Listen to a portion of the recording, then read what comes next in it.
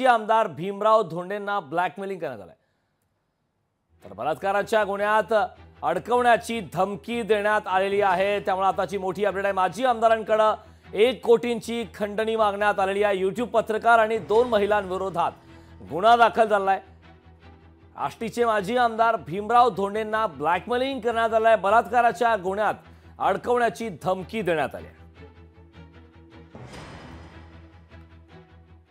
कोतवाली police स्टेशनला माजी आमदार साहेब यांच्या फिर्यादीवरून गुन्हा दाखल करण्यात आलेला आहे। त्याच्यामध्ये एक महिला आणि एक पत्रकार इस्माईल दर्यानी उर्फ भैया बॉक्सर यांनी त्यांना तुमचं राजकीय करिअर उद्ध्वस्त करू, तुमच्या अश्लील क्लिप आमच्याकडे आहेत त्या प्रसारित करून आम्हाला 1 करोड रुपये द्या, अन्यथा आम्ही त्या व्हायरल करून तुमच्यावर गुन्हाही नोंद करू आम्ही गंभीर स्वरूपाचा आणि तुमचं राजकीय करिअर संपून टाकू, अशा प्रकारच्या धमकी दिल्याने आपण तात्काळ IPC कलम 384, 385, 388 गुन्हा नोंद केलेला आहे। सदर गुन्ह्यात पीडित महिला, सदर गुन्ह्यात आरोपी महिला आणि सदर पत्रकार यांना आपण अटक केलेली आहे।